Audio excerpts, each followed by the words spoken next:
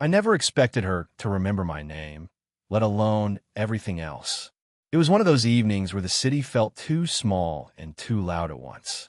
I was at the corner cafe near campus, the one with the scratched wooden tables and the espresso machine that rattled like it might fall apart. I always came here alone, not by choice, really more like habit.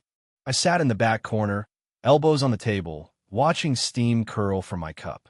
My phone sat face down, unread text stacked like unread chapters. Then she walked in.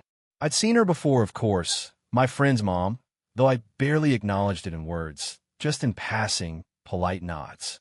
She had this way of moving through a room like she belonged to the quiet corners, folding her coat neatly over her arm, tilting her head just slightly when she scanned the menu. That night, she paused at the counter and glanced my way. For a fraction of a second, our eyes met, and something heavier than a glance settled between us. "Hey," she said, her voice low, unassuming. I clear my throat. "Hi, Mrs. Carver." She smiled faintly, but her eyes lingered on me longer than expected. "I never forget a face," she said, then tilted her head like she was about to walk past but didn't. I noticed the way her fingers brushed the counter as she reached for her coffee, the tiny pause before she tucked a loose strand of hair behind her ear. My stomach tightened in a way I hadn't felt in years, and I had to remind myself to sip my drink before it went cold. We ended up at adjacent tables.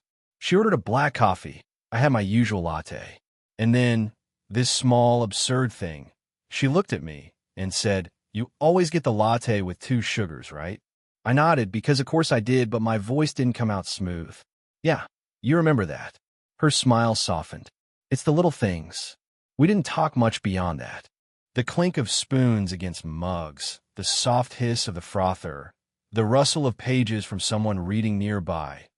All of it became a kind of punctuation between us.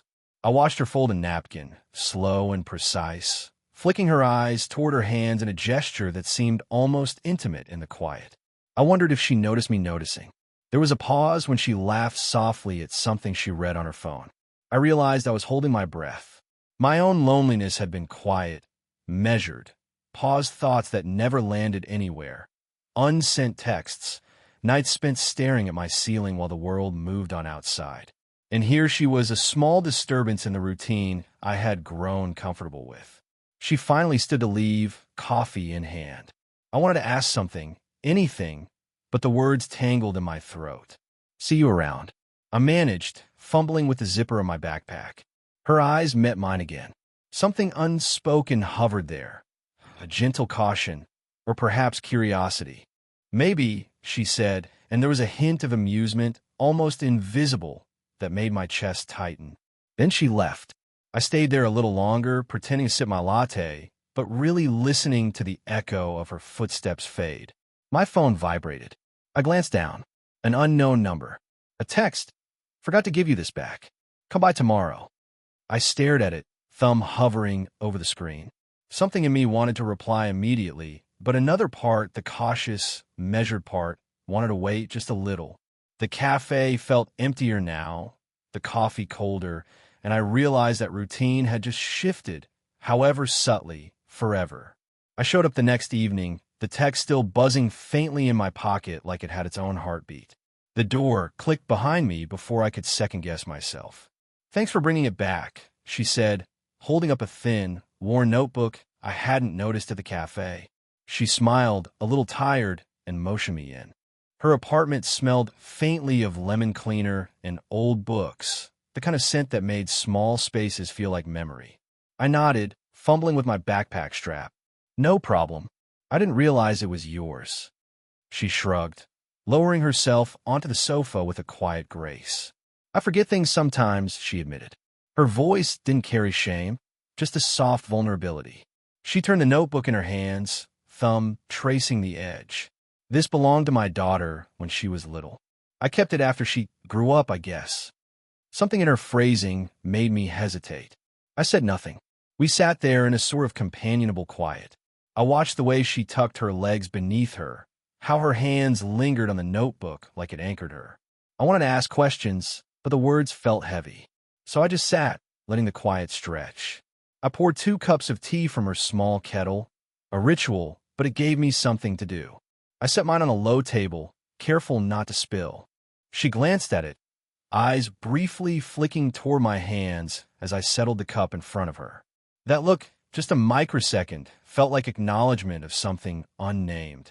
"Do you ever miss being younger?" I asked, unsure why the words tumbled out. She laughed softly, shaking her head. "All the time. But missing isn't the same as wanting. You learn that eventually." Her eyes lingered on mine, not in judgment, but in quiet recognition. I realized I was holding my breath again, imagining the spaces between us differently, a touch that could linger too long, a shared glance that could mean more than it should. I wanted to leave, to retreat to safe distance, but something in the way she folded her hands over the notebook kept me rooted. I don't know why that moment stayed with me. I admitted, maybe because it felt like someone finally saw me. Her lips quirked, just a hint of a smile. She reached over, brushing my knuckles lightly as she took the notebook back. The touch was fleeting, accidental seeming, but it carried the weight of unspoken things. My chest tightened, a quiet ache that wasn't entirely regret or entirely hope. We talked in low fragments after that, about trivial things, the neighborhood, the rain that had started outside, her favorite shops. Words never quite landed where they should have, and that was the point. Every silence had its own meaning. When I finally stood to leave, she didn't look away. Her gaze followed me down the hall, and I caught it, soft, deliberate. Something in it lingered after the door clicked shut. The notebook, the tea, the brush of her fingers, they weren't much on their own. Together, though, they were a quiet spark in the rhythm of ordinary life, something dangerous only because it felt so natural. I hadn't expected to see her in the laundry room. Of all places, I was balancing a basket on my hip, socks spilling over the edge, when she appeared by the dryer at the far end. "Oh," she said, startled. She had that soft, caught-off-guard laugh. Her eyes flicked toward mine, then away, tracing the patterns in the linoleum like it was safer than meeting me. "Hey," I said, setting the basket down. My voice felt heavier than it should. We folded clothes side by side, small movements, almost mechanical, almost intimate. I noticed how she tugged a sweater straight, fingertips brushing the fabric in a way that made me aware of my own hands. I wanted to say something, anything, but the words stuck, jammed by the knowledge that this shouldn't go anywhere. She cleared her throat. "I have to run soon." Her hesitation was thinly veiled in practicality, but I could feel it like a weight pressing against my chest. I wanted to lean closer, ask her to stay a little longer, see how far the space between us could bend. But she started loading a dryer, methodical, silent, and I realized she was building a wall. A familiar voice called from down the hall, "My friend," her son. He waved, oblivious, and I jumped a little. She froze. I could see the tension tighten in her shoulders, the way she glanced at the door, calculating distance, timing. I tried to meet her eyes, but she was already folding another towel, deliberate, distant. We carried on, quiet, movements deliberate. The dryer hummed, a low, constant backdrop, and I caught myself imagining her leaning closer, our knees brushing under the counter, her hair falling just so. I shook the thought away, but it lingered anyway, like smoke curling into corners. At one point, she reached for a shirt I'd set aside. Our hands brushed, fingers grazing, accidental but not quite. I froze. She held the contact longer than necessary, then withdrew slowly, eyes lowering to the fabric in her hands. I wanted to ask if she meant to do that, but the words faltered. I cleared my throat a little too loudly. I guess that's it." She nodded, folding the last shirt with a precision that felt deliberate. Then, almost without warning, she looked up. Her eyes met mine, soft, hesitant, and for a heartbeat, all pretense slipped. I leaned a fraction closer, caught in that fragile, impossible moment, and I could feel the pull. The near kiss, the half-confession that hovered unspoken between us. The dryer buzzed. Loud, sharp, breaking the spell. Her hand moved, the smallest gesture, adjusting a loose strand of hair. She smiled faintly, a little apologetic, a little something else I couldn't name. I stepped back, breathing out slow, aware that the tension hadn't left, just paused, suspended. I left the laundry room with a basket of clothes, pretending everything was normal. But in the hallway, I paused, thumb brushing the edge of my phone in my pocket. I imagined her there, watching me leave, maybe wishing I wouldn't, maybe wishing she could stay. And just like that, everything felt closer. The evening was damp, the air heavy with the smell of rain that had just passed. I found her on the park bench by the small fountain near her building. She was alone, coat loosely draped, knees tucked under her. I hesitated, unsure if I should sit. "Hey," I said finally. My voice sounded hollow even to me. She glanced up, startled, then softened. "You're late," she said. Not accusing, just noting. I sat beside her, careful to leave space, though every instinct wanted to close it. We didn't speak for a moment, just listening to the drip of water from the fountain, the distant hum of cars. You know, she began, sometimes I wonder if I'm the only one who notices the small things. Little habits, expressions, things people leave behind without realizing. Her fingers traced the edge of the bench, slow, deliberate. I nodded. I knew the feeling. I had felt it with her, that quiet awareness, the way she saw me in ways I didn't always see myself. "I hate that," she continued softly, "that noticing someone can feel like wanting something you shouldn't, or someone you shouldn't." Her voice cracked slightly on the last word. I swallowed hard, realizing she was speaking to me, though not fully. My chest tightened, a mix of guilt and longing I couldn't untangle. I wanted to reach for her hand, but froze, thumb hovering over the edge of my own. I don't know what I want," I admitted, voice low, almost lost in the rustle of leaves. "Not fully, but I can't stop noticing you." She didn't move, just watched, eyes steady, reflective. The corners of her mouth twitched in the faintest hint of a smile. I imagined her laughing softly at me, rolling her eyes, and my heart thumped with both fear and desire. A jogger passed, breaking the spell. She shifted slightly, tightening her coat around her shoulders. I wanted to ask more, push further, but something restrained me. The fear of crossing a line, the risk of breaking the fragile equilibrium we'd built. I leaned back just enough to make the space between us tangible. Her eyes flicked toward mine, searching, hesitant. There was a tremor in her lips, a slight catch in her breath. "Do you ever?" I began, then paused, the words almost leaving my mouth. I didn't finish. I didn't want to. The question hung there anyway, unspoken, heavy between us. She didn't answer either, just tilted her head, looking at the fountain. The light reflected in the water danced across her face, highlighting the fine lines I hadn't noticed before, lines that somehow made her more human, more unreachable, more alive. I wanted to close the space, tell her everything I felt, risk it all. But instead, I stayed quiet, letting the tension swell.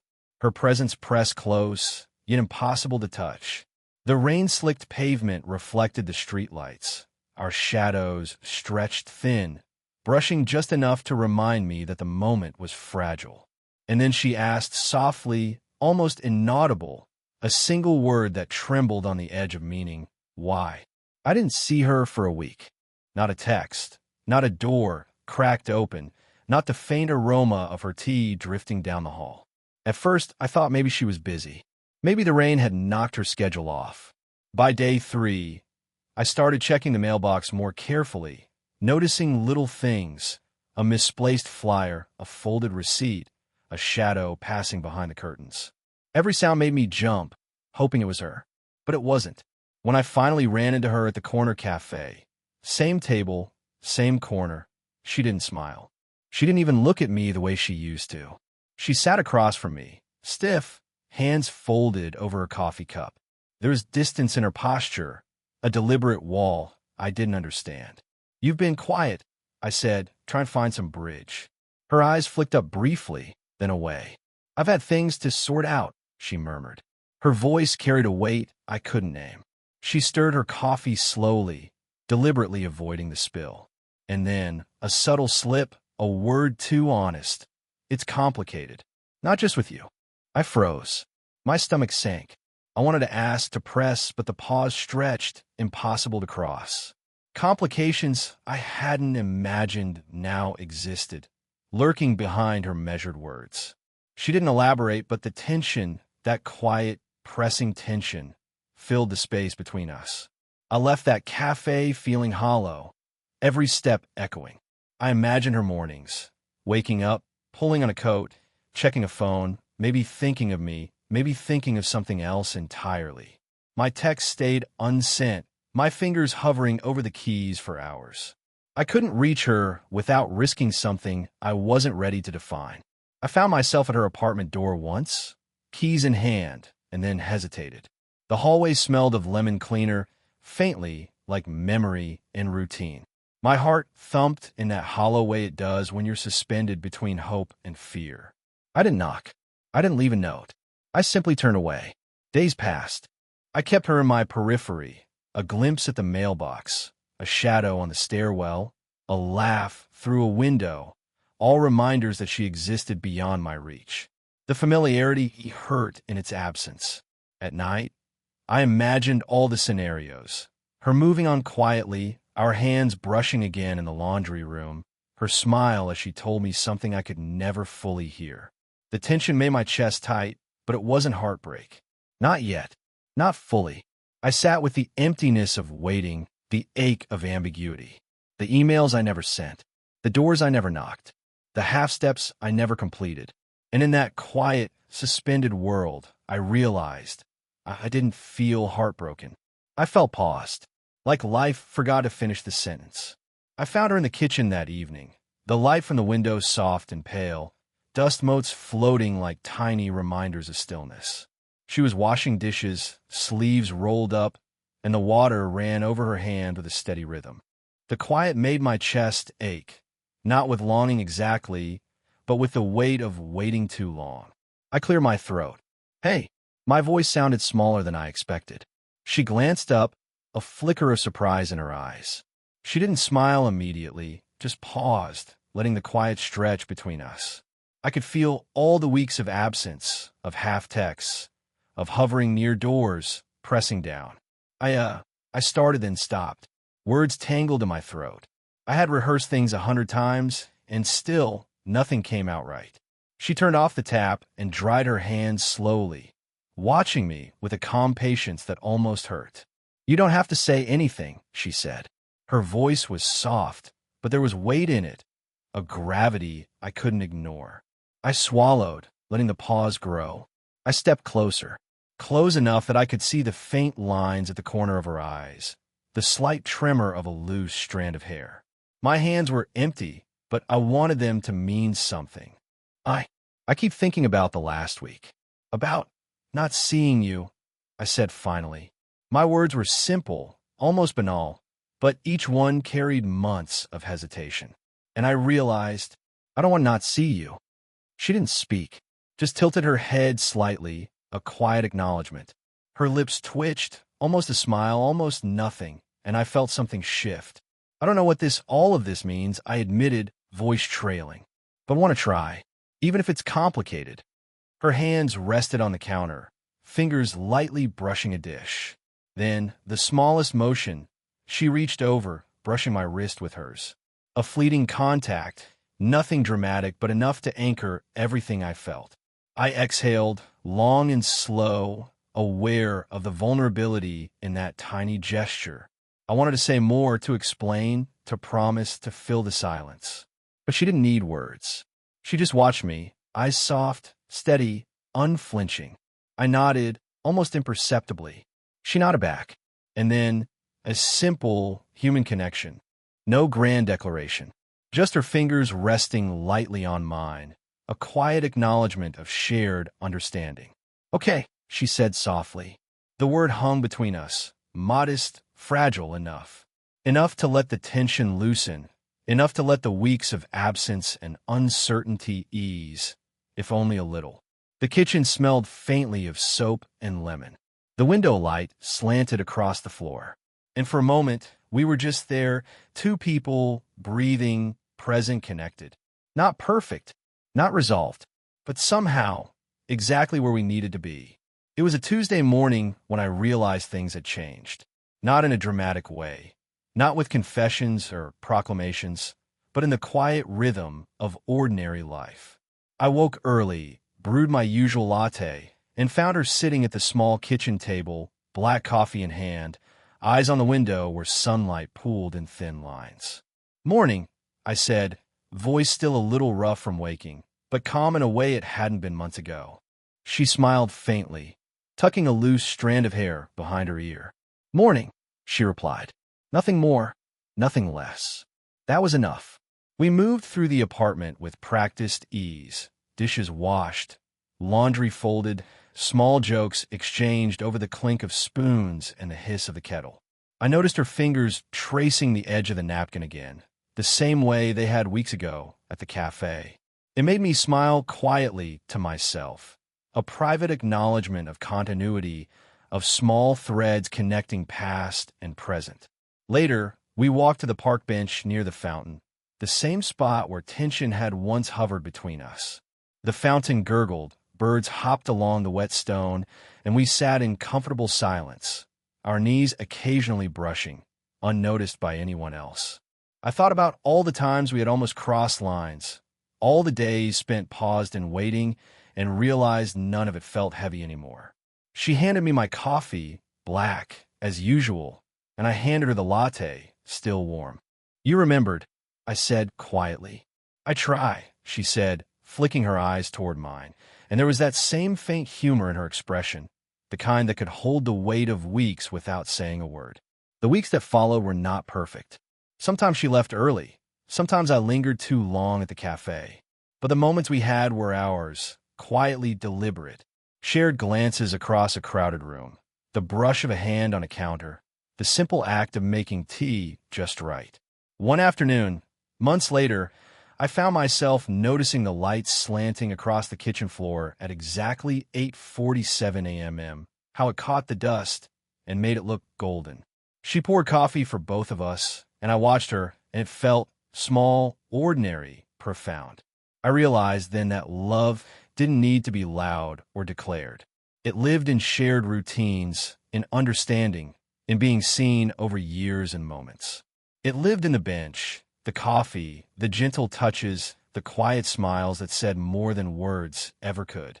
She reached across the table and brushed her fingers against mine, just lightly, and I didn't pull away. I didn't need to. The weight of all our pauses, all the waiting, all the almost moments had settled into a kind of peace that only we could understand.